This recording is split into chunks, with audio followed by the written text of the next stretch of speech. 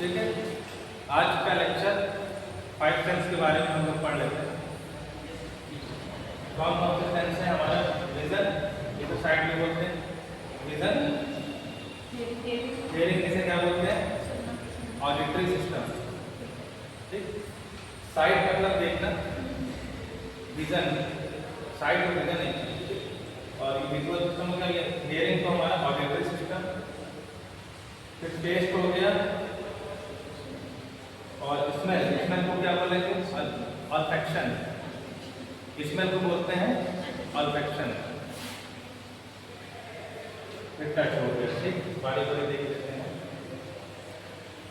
Special senses, special senses हमें क्या, special senses इसलिए जरूरी है क्योंकि हमें स्पेशल फील करवाते हैं। क्योंकि विजन, बिना विजन के हम लोग को कुछ भी अच्छा नहीं लगेगा, बिना टेस्ट के खाने का स्वाद नहीं पता चलेगा, तो स्पेशल फील कराते हैं। स्मेल, जिसे हम लोग को फ्लेवर का पता चलता है, ठीक है, तो वो फ्लेवर का एहसास, ठीक, ये सेंस कराता है। फ्लेवर में क्या क्या इंक्लूड होता है? जैसे हमारा देखना, किसी चीज़ का फ्लेवर कैसे आता है? उसकी स्मेल से, उसका टेस्ट प्लस उसका लुक, ठीक है, तो उसको देख के, जैसे मैंगो फ्लेवर है तो आपको कलर दिखेगा येलो कलर, ठीक, स्वाद, टेस्ट हमारा क्या, मैंगो का स्वाद आएगा। और ठीक, स्मेल, स्मेल भी मैंगो की आनी चाहिए, तभी मैंगो फ्लेवर आपको पता चलेगा। ठीक है, तो ये तीनों मिलाकर फ्लेवर बनाते हैं। ठीक है, तो स्पेशल सेंस में हमारा any of the physical processes by which stimuli are received, transduced and conducted as impulse to be interpreted in the brain. किसी भी तरह का देखकर, सुनकर, ऑल्फैक्ट करके, मतलब स्मेल करके, उसका ब्रेन में क्या होगा, हमारे ब्रेन से वो स्टिमुलाई है, यहाँ पर हमारे सेंसर लगे होते हैं। जैसे ऑल्फैक्टरी नर्व होती है स्मेल करने के लिए, ऑल्फैक्टरी नर्व। देखने के लिए कौन सी नर्व होती है? Optic nerve. देखने में तो हमारा ये आई बॉल है, आई बॉल क्या कर रहा है? केवल इमेज को रिसीव कर रहा है, लेकिन उस इमेज को रिसीव करके उसको करंट फॉर्म में हमारा ब्रेन क्या समझता है? सिग्नल फॉर्म को समझता है। ठीक है, हमारा ब्रेन क्या सिग्नल समझता है, हमारे कान क्या करते हैं? हमारे साउंड वेव को खाली कैच करते हैं, लेकिन ब्रेन तक उसको इलेक्ट्रिकल स्टिमुलाई में कन्वर्ट करके तब भेजते हैं। तब जैसे ईसीजी में आपने देखा है ना, ईसीजी का वेव फॉर्म देखते पता चलता है हमें कि इसका नॉर्मल हार्ट है कि एबनॉर्मल है। और जैसे पहले वो ग्रामोफोन आता था, जो बड़ी सी डिस्क लगती थी, उसमें क्या आवाज़ होती थी? आवाज़ नहीं होती थी, उसमें भी वेव होते थे। ठीक है, वो नीडल से उसके ऊपर स्क्रैच करते थे, तो वो जैसा स्क्रैच होता था वैसी साउंड फॉर्म होती थी, वैसे तो हमें गाना सुनाई पड़ता था। तो फिर हमारा ब्रेन क्या समझता है? इलेक्ट्रिकल सिग्नल को समझता है, साउंड को नहीं समझता है, किसी भी चीज़ को नहीं समझता है। उसका जो इलेक्ट्रिकल सिग्नल, चाहे वो हमारी आइज ऑप्टिक नर्व से सिग्नल भेजती हैं ब्रेन तक, और हमारी जो हम लोग सुनते हैं साउंड, वो ऑडिटरी नर्व हमारे साउंड वेव को हमारी ईयर कैच करते हैं और इलेक्ट्रिकल स्टिमुलाई में कन्वर्ट करके ब्रेन तक पहुंचाते हैं। ठीक है, उसके बाद ब्रेन इसको इंटरप्रेट करता है। ठीक, interpreted in the brain, brain में इंटरप्रेट किया जाता है, समझा जाता है। ठीक, the special sense consist of eye, ear, nose, throat and skin. Each of these organs has specialized function that may be possible for us to experience our environment and to make that experience more pleasant. तो ठीक, चीज़ों को अच्छा महसूस कराना, खुशनुमा महसूस कराना। ठीक, खाना तो वैसे भी खा लेते हैं, लेकिन जब उसका फ्लेवर ऐड हो जाता है उसमें, जब हम उसे स्मेल कर सकते हैं, देख सकते हैं कलरफुल, ठीक है, तो उसका टेस्ट बढ़ जाता है। ठीक, वो हमें प्लीजेंट एहसास होता है। आँख पे पट्टी बंद करके आपको खाना खिलाया जाए, चाहे कितना टेस्टी हो, लेकिन कहीं ना कहीं इसको कमी महसूस होगी आपको। ठीक है, ठीक, अगर स्मेल ना आ रही, खाना बहुत टेस्टी बना लेकिन उसकी स्मेल नहीं आ रही है, तो भी खाने का स्वाद पता नहीं चलता। तो ये स्पेशल सेंस इसीलिए जरूरी है स्पेशल फील कराने के लिए। विजुअल सेंस में हमारा जो है आई आता है, जिसको देखते हैं the human I is astounding instead of being a camera. The eye registered every new image one immediately after the other about 20 per second. तो हमारी जो है इमेज हमारी आईज क्या करती है, कैमरा की तरफ वर्क करती है, और जैसे FPS होता है ना उसमें कैमरे में फ्रेम पर सेकंड, वैसे हमारी आईज की जल्दी जल्दी 20 इमेज पर सेकंड, एक सेकंड में 20 इमेज तक इतनी स्पीड से कैच कर लेती है, ठीक, उसका पिक्चर बना देती है frame. In addition because there are two eyes in that binocular vision is accomplished, क्योंकि हमारी दो आंखें होती है तो बाइनोक्यूलर तो दो आईज मिलकर ज़्यादा अच्छी इमेज बनाती है, ठीक, फोकस करती है। ऑप्टिक चियास्मा होता है हमारी आइज के नीचे, ऑप्टिक चियास्मा होता है, ठीक। ऑप्टिक चियास्मा क्या होता है, ऑप्टिक नर्व होती है। तो राइट और लेफ्ट ऑप्टिक नर्व एक जगह पर मिलती हैं, वहाँ पर क्या बनता है, जहाँ पर ज्वाइंट होती है ऑप्टिक चियास्मा बनता है, ठीक। वो एक्स शेप में आप देखोगे, एक्स शेप में वहाँ पर स्ट्रक्चर रहता है। तो बाइनोक्यूलर विजन पूरा होता है हमारा, ठीक है। जैसे पहले 2-3 आते थे, सिंगल वाली आती थी, दिखता उससे भी था, फिर बाइनोक्यूलर आने लगा, ठीक है। ऑक्यूलर मतलब आँख, तो बाइनोक्यूलर आने लगा, उससे क्या होगा, हमें और अच्छी पिक्चर दिखाई देने लगी। Because the eye balls can move separately and the lens can change thickness, we can see thing both closer and at the distance.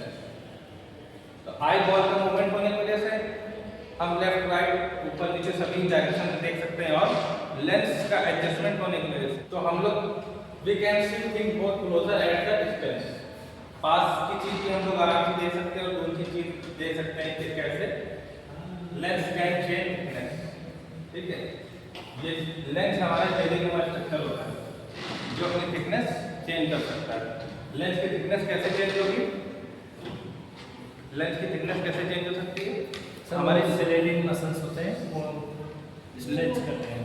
हमारी जो मसल हमने बताया, जिससे हमारा लेंस जो हमारी आंखों की लेंस है वो फ्लेक्सिबल होती है, उसे जब सेलेरी मसल खींचेगा दोनों एंड से, चारों एंड से, तो क्या हो जाएगी, थिन हो जाएगी, ठीक है। और जब लूज हो जाएगी खींचे से पतली हो जाएगी ना, जब चारों तरफ से खींचेगी तो लेंस की थिकनेस है पतली नहीं हो जाएगी, है ना। जैसे रबर बैंड को जब हम खींचते हैं तो फ्लेक्सिबल होता है, पतली हो जाती है, छोड़ देते हैं तो, है ना, ठीक हो जाती है। तो वैसे ही हमारी विजन दूर की और पास के हिसाब से एडजस्ट हो जाता है, ठीक है। लेंस एडजस्टेबल होता है। The eye lies in the circular cavity within several cones which before but fuse together. तो हमारी आइज जो है सर्कुलर कैविटी में प्रेजेंट रहती है, जिसे ऑर्बिटल बोलते हैं, ठीक है। हमारी आइज ऑर्बिट में फिट होती है, उसके बाद जब क्या बढ़ के समय तो उसके बाद में क्या होती, फ्यूज हो जाती है सारी कोन्स, ठीक है। हमारी आई बॉल कहाँ पर प्लेट होती है, किस कोन में, हमारी आई बॉल किस कोन में प्रेजेंट होती है, स्कल की कौन सी कोन में, और हमारी ऑर्बिट किससे मिलकर बना, कौन सी कोन से मिलकर, आई बॉल कहाँ ऑर्बिट में फिट होती है ना, हाँ, ऑर्बिट कौन सी कोन से मिलकर बना, कौन से ऑर्बिटल किस कोन से मिलकर बना, ऑर्बिट हमारी आई थी, ऑर्बिटल के वो होती है ऑक्सीपिटल, ऑक्सीपिटल तो यहाँ पर होती है, स्फेनॉइड कोन, स्फेनॉइड नहीं, स्फेनॉइड, ठीक। स्फेनॉइड हमारा क्या है, ब्रेन का फ्लोर है, ठीक। ये रूफ हो गई, ये फ्लोर हो गया, ठीक है। तो ब्रेन का ये जो फ्लोर होगा वो स्फेनॉइड कोन है और एथेमॉइड कोन का बना होगा।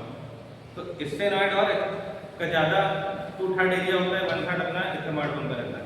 तो इस मेनली जो है हमारी स्फेनॉइड कोन रहती है, स्फेनॉइड, ठीक है। स्फेनॉइड बोन के अंदर आई बॉल क्या है? नंबर है आप देख सकते हो बोलो।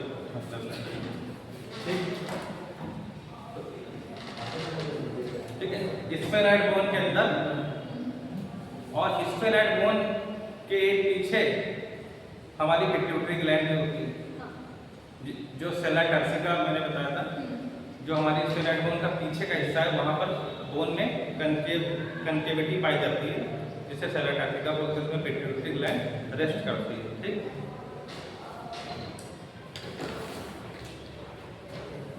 Each I has optical equipment.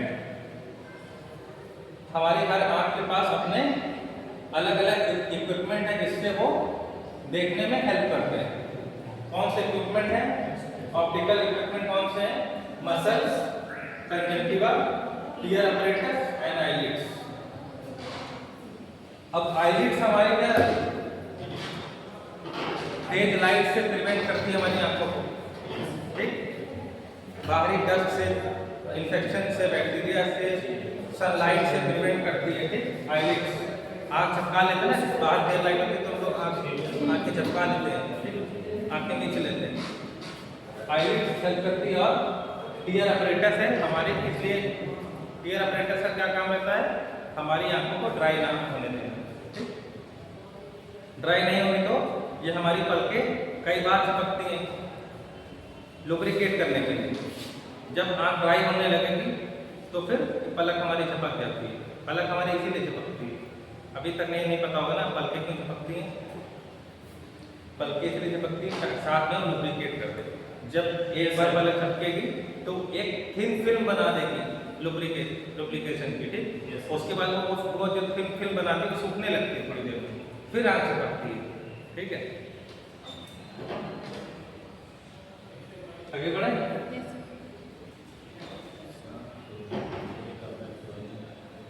Here is very simplified description of the many wonders in the eye. Eyeball के बारे में देखते हैं। The white of the eye is the sclera. Eyeball में क्या क्या रहता है? जो white part आप देख रहे हैं उसे साइड में white कलर का देख रहे हैं, स्क्लेरा बोलते हैं। ठीक, sclera. Inside that is the colored part or iris. इसके बीच में iris होता है। ठीक है, जो लेंस लगाते हैं कलरफुल आंखें, जिसकी किसी की सिलेटी दिखती है, किसी की ब्लू दिखती है। ठीक है, आइरिस का होता है। Inside that is the black spot का प्यूपिल। सबसे सेंटर में प्यूपिल होती है, जो अक्सर डायलेट होती है और कंस्ट्रिक्ट होती है सनलाइट के अगेंस्ट अपना रिएक्शन देती है। ठीक, तो प्यूपिल ब्लैक स्पॉट फॉर्म में होती है। Light passes into the eyeball through the प्यूपिल। तो प्यूपिल के माध्यम से लाइट अंदर एंटर करती है और हमारी आईबॉल के पीछे जो रेटिना होता है वहां पर पिक्चर बनती है। वहां पर एक पार्ट होता है मैक्यूला। तो आंख के डॉक्टर जो एग्जामिनेशन करते हैं तो मैक्यूला को ही देखते हैं। ठीक है, light passes into the eyeball through the प्यूपिल which can enlarge, dilate और श्रिंक, कॉन्ट्रैक्ट इनसाइड। लाइट की जरूरत के हिसाब से डायलेट और कॉन्ट्रैक्ट हो जाती है। Behind the प्यूपिल the light travel through the lens. प्यूपिल को पार करने के बाद लाइट कहाँ जाती है? लेंस को क्रॉस करती है। ठीक है, through the lens double convex in shape. ठीक, तो लेंस हमारा डबल कन्वेक्स फॉर्म में होता है। ठीक है, जैसा मैग्नीफाइंग ग्लास में देखा वो कैसा होता है? बाई कन्वेक्स होता है, डबल कन्वेक्स। उसी तरह हमारा लेंस होता है। Behind that is a clear fluid through out the middle of the eyeball, vitreous humour जिसे बोलते हैं। हमारी आईबॉल के अंदर विट्रस ह्यूमर फ्लूइड भरा होता है।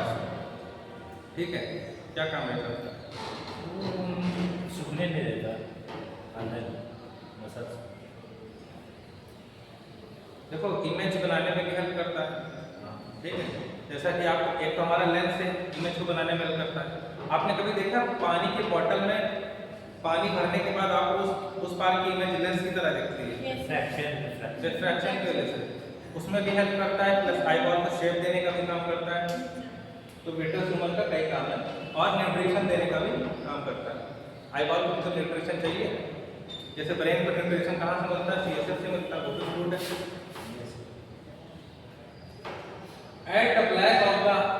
At the back of the eyeball, the light strikes the retina, which contain nerve fiber of the optic nerve and the nerve cell sensitive to light. तो ये विट्रस फ्लूइड को पार करने के बाद, lens को पार करने के बाद इमेज जो लाइट कहाँ पहुँचती है, रेटिना पे। रेटिना से क्या पीछे, ये रेटिना है, ठीक। रेटिना के पीछे हमारा क्या जुड़ा हुआ है, ऑप्टिक नर्व। रेटिना के जस्ट पीछे ऑप्टिक नर्व। ऑप्टिक नर्व क्या करेगा, रेटिना पे जो इमेज बनेगी उसको इलेक्ट्रिकल सिग्नल में कन्वर्ट करके ब्रेन तक भेजेगा, ठीक। और वहां पर ऑप्टिक नर्व होती है, जो ऑप्टिक नर्व में क्या होता है, नर्व सेल होती है, सेंसिटिव होती है किसके प्रति, लाइट के प्रति बहुत सेंसिटिव होती है। Light enter the front of the I through the प्यूपिल and is focused by the lens onto the retina. Rod cells on the retina respond to the light and send a message through the optic nerve fiber. तो rod cell जो होती हैं वो message nerve cell में send करती हैं। Two type of cells are there, rod and cones. There are 100 million rod in each retina, which can see things as light and dark, black and white, even in very dim light. ठीक है, तो हमारी rod जो होती हैं, rod और cons पड़ा होगा एंडर में, ठीक। रॉड्स होती हैं रेटिना में, रॉड सेल प्रेजेंट होती है, वो क्या करती हैं, ब्लैक एंड व्हाइट पिक्चर बनाती हैं, ठीक। इमेज का ब्लैक एंड व्हाइट पिक्चर बनाती है, which can see things at light and dark, black and white. Light और dark image, black and white image इसको देखती हैं even in very dim light, बहुत कम लाइट में भी पिक्चर बन जाता है, ठीक। There are less cones. They see color but only in brighter light. इसके अलावा कोन सेल होती हैं जो कलर को डिटेक्ट करती हैं, कोन सेल्स, ठीक है। लेकिन उसके लिए क्या चाहिए, ब्राइटर लाइट चाहिए। अंधेरे में हम कलर नहीं देख सकते, क्योंकि कोन सेल अंधेरे में कलर को ना डिटेक्ट नहीं कर सकती, तो लाइट चाहिए, ठीक। तो रॉड सेल हमारी ब्लैक एंड व्हाइट पिक्चर बनाती हैं लाइट और डार्क फॉर्म में। जैसे फिल्म की नेगेटिव आपने देखा होगा, पहले जो कैमरे में रील चलती थी, पिक्चर धुलने के लिए जाती थी, तो नेगेटिव लगती थी ना उसमें रील, तो उसमें जब निकल गए थे तो कैसे रहती थी पिक्चर, ब्लैक एंड व्हाइट रहती थी। बाद में उसको हम लोग क्या करते थे, लैब भेजते थे कलर कराने के लिए, ठीक है। This is why at night you only see object as dark and light. इसीलिए आपको रात में केवल लाइट और डार्क इमेज दिखती है, कलरफुल इमेज नहीं दिखती है। Without any colour, the lens bends thicker or thinner in order to focus the light into a sharp image. This focusing is called accommodation. तो लेंस का एडजस्टमेंट जो होता है उसको अकोमोडेशन बोलते हैं। लेंस अपना साइज बढ़ाती बदलती रहती है, फोकस करना है, लेंस का फोकस करने की प्रोसेस है वो अकोमोडेशन।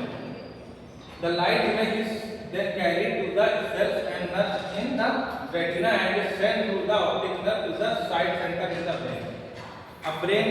अब ऑप्टिक नर्व कहाँ जाएगी, ब्रेन के लिए, ब्रेन में जो हमारा विजन वाला एरिया था, जैसे हमने सेंसरी एरिया बताया था, एरिया नंबर 1, 2, 3, तो हम लोग जो पेन का एहसास हो रहा था वो स्पाइनल कॉर्ड से होते हुए हमारे ब्रेन में कहाँ, जो सेंसरी एरिया था, ठीक है। सेंसरी एरिया नंबर 1, 2, 3 बताया तो सेंसरी का रहता है, वहाँ जाता है, ठीक। अब इसके लिए ब्रेन में कॉर्टेक्स में एक रिस्पॉन्सिबल कोई एरिया होगा विजन के लिए, तो हमारी ऑप्टिक नर्व वहाँ जाके कनेक्ट होगी, ठीक है। The two optic nerve enter the cranial cavity and join in the structure known as optic chiasma, ठीक। तो दो हमारी दो आंखें हैं, 2 आईज है, तो कितनी नर्व निकल के जाएंगी, 2 नर्व निकल के जाएंगी, लेकिन पीछे की तरफ जाके दोनों आपस में ज्वाइन कर लेंगे। ज्वाइन होने के बाद ऑप्टिक चियास्मा में कन्वर्ट हो जाएगा, जहां पर दोनों मिलती है उसे ऑप्टिक चियास्मा बोलते हैं। Leading from the optic chiasma on either side of the brain stem is the optic tract. In the optic chiasma, the axon from the nasal medial half of the retina cross the opposite side. ठीक है, उसके बाद cross करते हैं opposite side चले जाते हैं fibre, ठीक है, राइट का लेफ्ट की तरफ, लेफ्ट का राइट की तरफ, ऐसे ऑप्टिक चियास्मा में क्रॉस होते हैं फाइबर, ठीक। Thus the left optic tract contains all of the information from the left half of the retina, right visual field, and the right optic tract contains all the information from the right half of the retina, left visual field, ठीक। तो right half of the retina left visual field बनाता है, cross लेते हैं fibre. जैसे हमने spinal tract बताया था, पिरामिडल और पिरामिडल ट्रैक्ट, तो हमारी जब किसी तरह की मोटर न्यूरॉन डैमेज होते हैं तो जैसे लेफ्ट साइड के डैमेज हुए तो राइट साइड पैरालिसिस हो जाती है, ठीक है, इसमें भी फाइबर क्रॉस करते हैं, ठीक है। The optic tract carries this information to the lateral geniculate body of the thalamus. तो ऑप्टिक ट्रैक कहां लेके जा रहा है? थैलेमस में। From here information is carried to the posterior medial portion occipital lobe. Thalamus में जाने के बाद कहां जाएगा? थैलेमस से फाइबर कहां जाएंगे? थैलेमस से फाइबर कहां जाएंगे? हमारी ऑप्टिक नर्व में कहां पहुंचाया? नहीं भाई, रेटिना के बाद ऑप्टिक नर्व शुरू होगी ना। हाँ, तो ब्रेन के थैलेमस में, फिर थैलेमस से फिर वो कहाँ जाएगा? विजुअल कॉर्टेक्स में जाएगा। विजुअल कॉर्टेक्स से मैं पढ़ा रहा था प्रोटोनस एरिया, जैसे मैंने बताया था एरिया नंबर 1 2 3 सेंसरी होगा, एरिया नंबर 4 और 6 मोटर होगा, ठीक है। उसी तरह मैंने बताया था 44 45 हमारा एरिया नंबर क्या होगा? हेयरिंग के लिए होगा, और एरिया नंबर 17 18 19 ये हमारा विजुअल कॉर्टेक्स होगा। ऑक्सीपिटल लोब में बताया था मैंने, कॉल तो नहीं आ रहा, ठीक है। क्या लिखा है? Occipital lobe. ऑक्सीपिटल लोब में एरिया नंबर 17 18 19 होगा। तो विजन हमारी आई से होते हुए थैलेमस, और थैलेमस से फिर ऑक्सीपिटल लोब में चली जाएगी। Of the cerebral cortex, cerebral cortex के ऑक्सीपिटल लोब में चली जाएगी। Where the information is perceived as conscious vision, वहां पर हमें एक पिक्चर बनेगी, ठीक है। जब तक थैलेमस तक पहुंची हमें ये नहीं पता था कि क्या है, क्योंकि जब विजन को देखा जाएगा उसके ब्रेन में क्या होगी? उसकी प्रोसेसिंग होगी, ठीक है। कुछ एक बीमारी होती है, क्या होती है? वो जो तारे जमीन पर पिक्चर देखी थी, नो सर, मैंने नहीं देखा। तुमने देखी थी? उसमें जो लड़का रहता है ईशान, उसे भूलने की बीमारी नहीं थी, उसको चीजें अगर वो सोचता था जब पढ़ाई लिखाई तो उल्टी चीजें थी, उसको समझने में दिक्कत होती है। क्या अल्फाबेट उसको समझ में नहीं आता, लिखा हुआ ए, एक नॉर्मल बच्चा उसको इंटरप्रिटेट कर सकता है दिमाग में कि ये ए है, वो ए देखता था लेकिन उसको समझ में नहीं आता था है क्या, ठीक। डी को डी लिखता था, डी को डी लिखता था, उसको समझ ही नहीं आ रहा था कि मैं लिख क्या रहा हूँ, क्योंकि उसका दिमाग समझ ही नहीं पा रहा। तो ब्रेन में कुछ सेंटर होते हैं जो उसको पहचानते हैं चीज़ों को, तो वो उसका एक्टिव नहीं था, ठीक। तो ब्रेन, हमको पता है ब्रेन को हमें क्या करना पड़ता है? रीट्रेन करना पड़ता है। ब्रेन को जब जैसा ट्रेनिंग होगा वैसा ही बन जाएगा, ठीक है। तो वो जो आमिर खान था उसमें वो उसको ट्रेनिंग ही देने किया जाता है, ठीक है। बच्चे को डांटने की बजाय उसे ट्रेनिंग दी जाए तो वो चीज़ों को समझने लगेगा। क्योंकि हमारी ब्रेन की एक प्रॉपर्टी होती है शेखर, हमारी ब्रेन की प्रॉपर्टी होती है कि ब्रेन, हमको पता है कि हम लोग ब्रेन का 1% इस्तेमाल कर पाते हैं, पूरा ब्रेन इस्तेमाल नहीं कर पाते, तो बाकी 99% का होता क्या है? पड़ा रहता है, इसे पड़ा ही रहता है। अगर उसको आप यूज़ नहीं करोगे, कितना, ये आपके ऊपर है कि आप उसे कितना ज़्यादा यूज़ कर सकते हो। एक लेबर है, लेबर क्लास का आदमी को ज़्यादा पढ़ाई नहीं कर रहा है, दिमाग को कम यूज़ कर रहा है, लेकिन एक जो साइंटिस्ट या प्रोफेसर है वो अपने दिमाग का 1.5% तक इस्तेमाल कर रहा है, एक नॉर्मल आदमी को 1% इस्तेमाल कर रहा है। तो आप इसको ट्रेन कर सकते हो। आप एक नॉर्मल इंसान में और एक जो हाईली को एजुकेटेड पर्सन है, ठीक, उसके ब्रेन में अंतर होगा ना काफी, क्योंकि उसने पढ़ाई कर करके अपने दिमाग के कुछ न्यूरॉन्स को एक्टिव कर लिया है ना।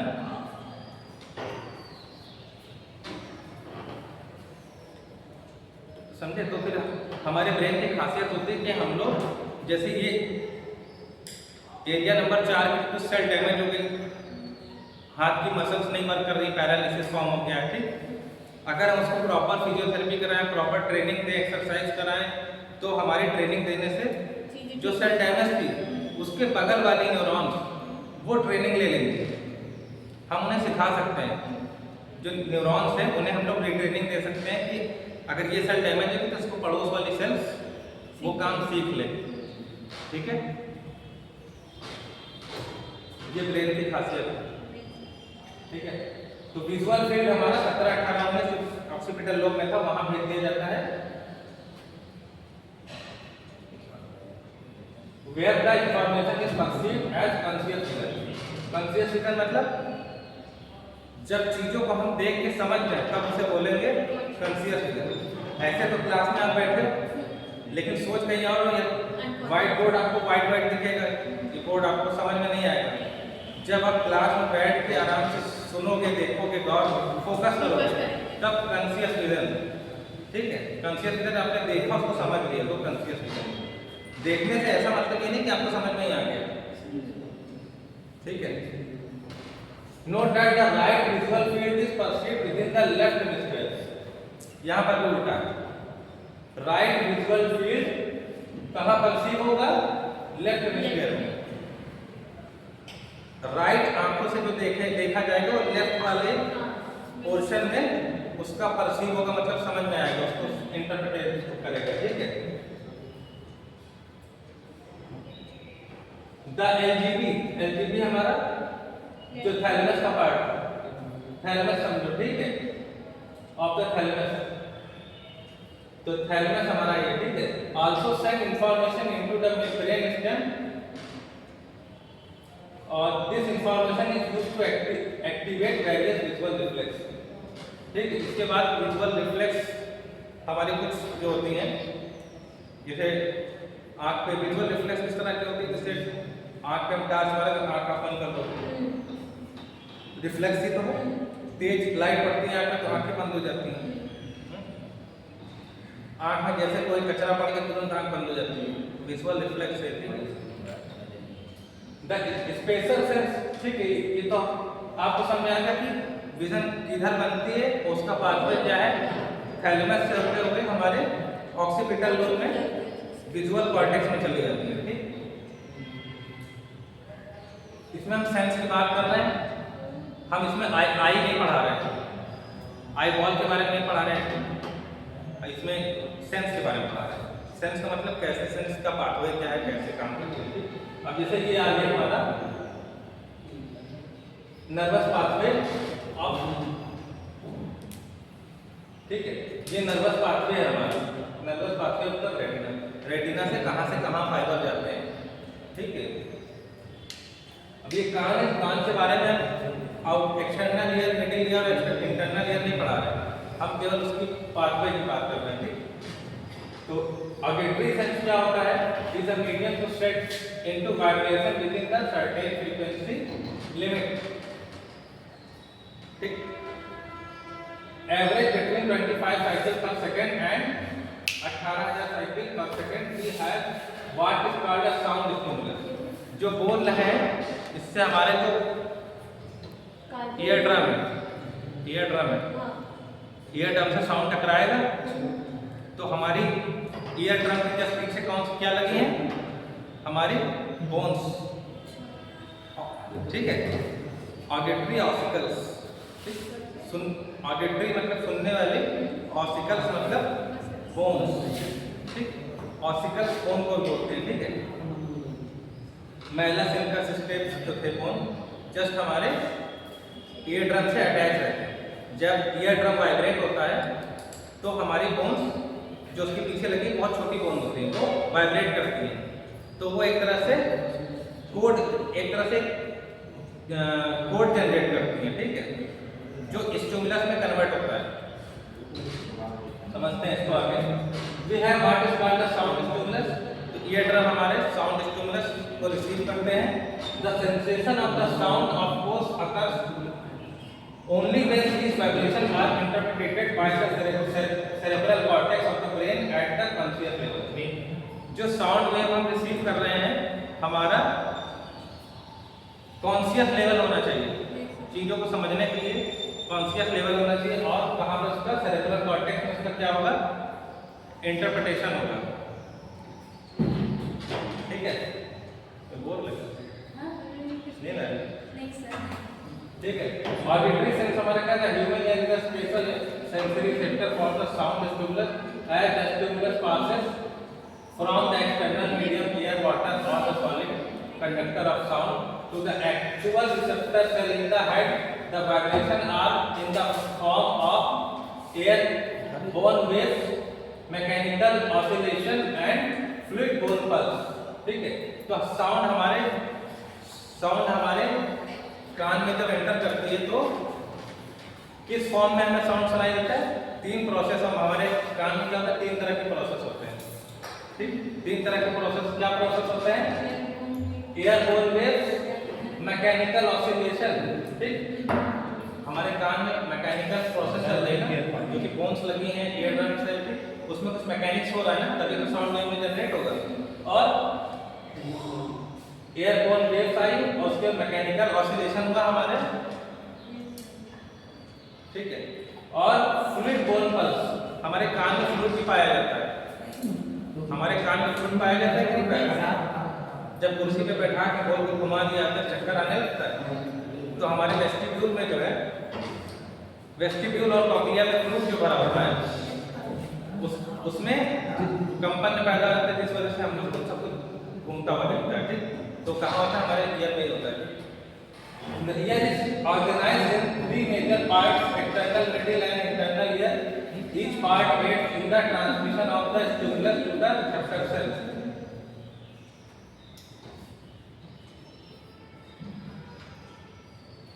अच्छा, ये पिक्चर हमने एक बार दिखाया था, स्पाइनल कॉर्ड का ट्रांसफर सेक्शन है।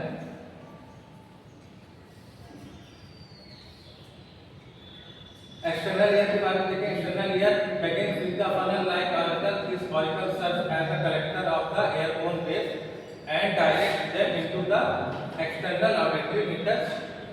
ठीक है, एक्सटर्नल ऑडिटरी मीटस जो ये कैनाल होती है जहाँ पर इमैक्स रिमाउंट होता है, ये एक्सटर्नल ऑडिटरी मीटस है। At the inner end of this vessel, the wave acts upon the tympanic membrane. ये टर्म क्या बोलते हैं, tympanic membrane। अपना दिमाग खोलो। ठीक है, tympanic membrane. The external auditory meatus is protected by a special substance called earwax.